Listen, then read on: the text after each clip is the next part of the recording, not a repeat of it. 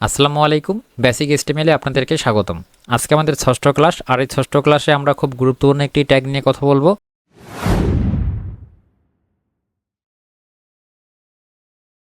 গত ভিডিওতে আপনাদেরকে এই বিষয়গুলো ক্লিয়ার করেছিলাম। গত ভিডিওটি না দেখে থাকলে অবশ্যই দেখবেন, কারণ এই বিষয়গুলো অনেকেই আপনাদেরকে কিন্তু শেখাইতে চাইবে না, আর এগুলো খুবই গুরুত্বপূর্ণ। যখন আপনি একজন প্রোগ্রামার হবেন বা হতে চাইবেন, তখনই আপনাদেরকে এই খুঁটিনাটি বিষয়গুলো শিখতেই হবে। এর আগের ভিডিওতে দেখানো যে এলিমেন্টগুলো ছিল সেগুলো আমরা এখান থেকে কেটে দিচ্ছি, এবং আজকে যে বিষয়টি শেখাবো সেটা হচ্ছে যখন আমরা কোনো উক্তি লিখি, সেই উক্তির দুই পাশে যে কোটেশন মার্কটা দেওয়া থাকে সেটা কীভাবে দেওয়া হয়। যেমন আমরা যদি এখানে একটা উক্তি লিখি যে শিক্ষাই জাতির মেরুদণ্ড, এবং যদি আমরা এটাকে সেভ করে দেই, দেখাচ্ছে যে শিক্ষাই জাতির মেরুদণ্ড। এখন যদি আমরা চাই এটাকে পি ট্যাগের মধ্যে রাখতে পারি, তো পি ট্যাগের মধ্যে রেখে দিচ্ছি। এখন এই লেখাটার দুই পাশে যেন একটা কোটেশন মার্ক থাকে। আমরা যদি সচরাচর আমাদের কিবোর্ড দিয়েই দেই একটা কোটেশন মার্ক, দেন হচ্ছে শেষে একটা quotation mark, and then save করে দিই, এটাও কিন্তু শো করবে। দেখুন, এটা কিন্তু শো করতেছে একটা কোটেশন মার্ক হিসেবে, কিন্তু এটা আমাদের বেস্ট সিস্টেম না, কারণ এই সবগুলো বিষয় মিলেই আমাদের ওয়েবসাইটের, আমাদের ব্লগ পোস্টটা বা আমাদের ওয়েবসাইটটাকে র্যাঙ্কিংয়ে নিয়ে যায়। সো এজন্য আমাদেরকে অবশ্যই এগুলা সফটওয়্যারের নিয়ম অনুযায়ী বা আমাদের হচ্ছে কোড অনুযায়ী আমাদেরকে এই কাজগুলো করতে হয়। দ্যাটস ওয়াই আমরা এই কোটেশনটাকে কেটে দিব। তো দুই পাশে কোটেশন মার্ক আনার জন্য আমরা যে কোডটা ব্যবহার করব সেই কোডটা হচ্ছে কিউ নামে একটা কোড। কিউ নাম দিব, তার আগে হচ্ছে লেফট ব্র্যাকেট বা লেফট অ্যাঙ্গেল ব্র্যাকেট, দেন হচ্ছে রাইট অ্যাঙ্গেল ব্র্যাকেট, মাঝখানে দিব হচ্ছে কিউ।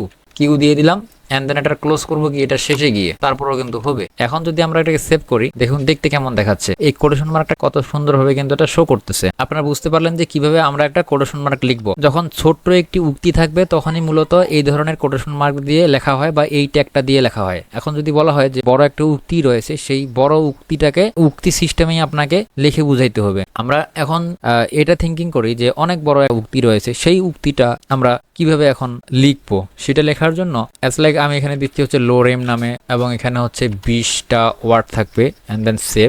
সরি, এটা হয়নি, লোরেম 20টা ওয়ার্ড এন্ড দেন এন্টার। এখন যদি আমরা সেভ করে দেই, তাহলে দেখুন এখানে কিন্তু অনেক বড় একটা লেখা হয়েছে। আমি জাস্ট বুঝাচ্ছি যে এটাও একটা উক্তি। তো এটার লাইনটা একটু ব্রেক করে নিই, এখানে ব্রেক করে নিলে ভালো দেখা যাবে, মানে নিচে চলে আসবে।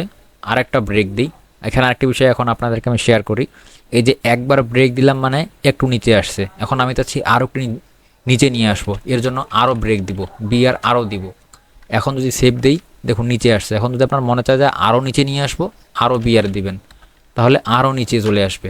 এইভাবে আসলে নিচে নিয়ে আসা হয়। অনেকে এটা জানেন না, তাই আপনাদেরকে আমি বুঝিয়ে দিলাম। এখন হচ্ছে এই লেখাটাকে আমি কোটেশন আসবে না, বাট চাচ্ছি যে এটা হচ্ছে এই উক্তি সিস্টেমে লিখবো। যখন বড় কোনো উক্তিকে এই উক্তি কোডিং সিস্টেমে লেখা হয়ে থাকে, সেটা কিভাবে লেখা হয় সেটা আপনাদেরকে এখন আমি দেখিয়ে দিচ্ছি। এটার জন্য একটা কোড রয়েছে। এই কোডটা হচ্ছে কি দেখিয়ে দিই আপনাদেরকে। আমি জাস্ট হচ্ছে লেফট অ্যাঙ্গেল ব্র্যাকেট দেন রাইট অ্যাঙ্গেল ব্র্যাকেট দিয়ে মাঝখানে সেই কোডটা লিখতেছি। এই কোডটার নাম হচ্ছে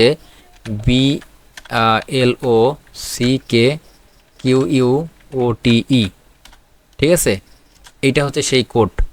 এখন ধরেন এই কোডটাকে আমি কপি করে নিলাম, নিয়ে শেষের দিকে আসবো, লেখাটা শেষের দিকে আসবো, এবং এইখানে আমি হচ্ছে এটার ক্লোজ করে দিব। যেহেতু ওপেন করছি, ক্লোজ করে দিতে হবে, সো ক্লোজ করে দিলাম। কপি করেছিলাম, সেটা কোনো কাজে লাগলো না, এমনিতেই এটা কিন্তু নিয়ে নিয়েছে। ওকে, এখন এটা সেভ করে দিব, Ctrl+S দিয়ে সেভ করে দিলাম। দেখুন, সেভ করে দেওয়ার সাথে সাথে এটা কত সুন্দরভাবে কিন্তু একটা লাইন কিন্তু মানে এইখানে একটা মার্জিনের মতো কিন্তু চলে আসছে, মানে একটু সরে আসছে।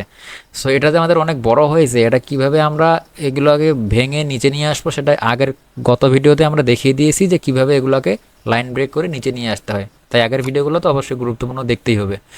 সো এটাই আপনাদেরকে বোঝানো ছিল যে আমরা যখন ছোট একটা উক্তি লিখি তখন ঠিক এইভাবে লিখতে হয়, আর যখন বড় একটা উক্তি লিখি ঠিক এই কোডটা দিয়ে লিখতে হয়। মানে ছোট উক্তি লিখতে গেলে আমাদেরকে শুধু কিউ মানে কোড দিয়ে লিখতে হয়, ওইটা একটা থাকে শুধুমাত্র কিউ। আর বড় কোনো উক্তি যদি লিখি সেটা হচ্ছে এই যে এই কোডটা বা এই ট্যাগটার নাম হচ্ছে কি ব্লক কোয়াইট নামের ট্যাগটা আমরা তখনই ইউজ করব যখন বড় কোনো উক্তি আমরা লিখবো। সো আজকের ভিডিওটি এই পর্যন্তই। আমরা নেক্সট ভিডিওতে এর পরবর্তী ট্যাগগুলো শিখবো। তো সবাই ভালো থাকবেন, আল্লাহ হাফেজ।